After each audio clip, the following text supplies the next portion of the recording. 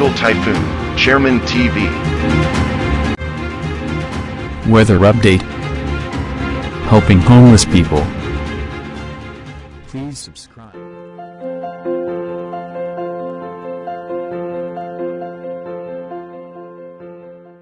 Magandang umaga po. Ito po ang latest update natin ngayong araw, September 7, 2025. Yung bagyong Apo ay patuloy nang lumayo sa ating Philippine Area of Responsibility at ito'y lumakas pa. At patuloy nga pong umiiral yung southwest monsoon o yung habagat dito nga po sa western section ng Luzon.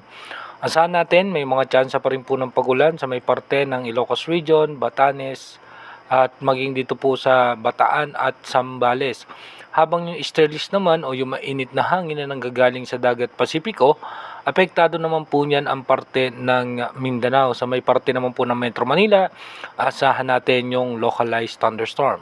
At ayon nga po sa ating advanced weather forecast ng European Center ay mananatiling maayos at magandang lagay ng panahon, pero sa pagdating nga po ng ikatlong linggo ng Setyembre, meron po tayo nakikitang posibleng panibagong sama ng panahon.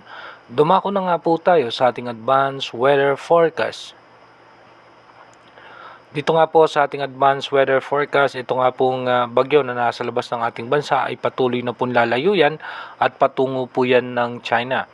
Pagdating naman po ng September 8, expected natin may mga tsansa ng mga biglang pagbuhos ng pagulan sa eastern section ng Visayas. Pagdating naman po ng September 9, magiging maayos at magandang lagay ng ating panahon.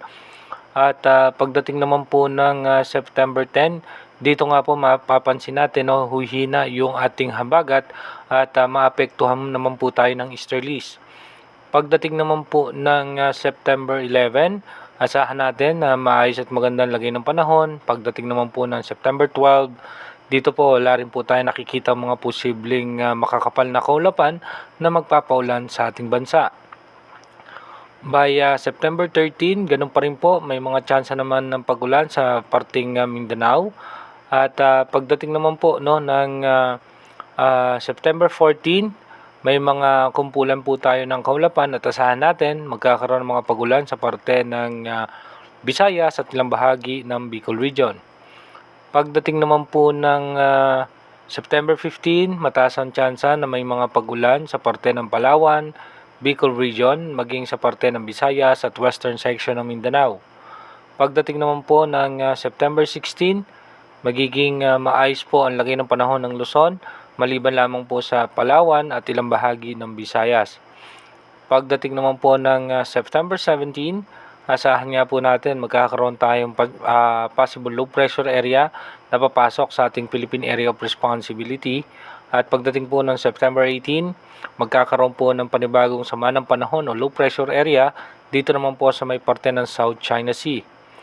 Pagdating po ng September 19, magiging maulan po sa parte ng extreme northern Luzon at may pagbugso muli ng habagat. Pagdating naman po ng September 20, dito po magkakaroon tayo ng possible low pressure area sa eastern section ng Bicol Region. At ito nga po yung i-monitor natin kung ano nga ba yung magiging posibilidad na senaryo nitong panibagong sama ng panahon. At yung western section naman po ng ating bansa, asahan natin magiging maulan dahil nga po sa may habagat at yung low pressure area na nasa parte ng South China Sea.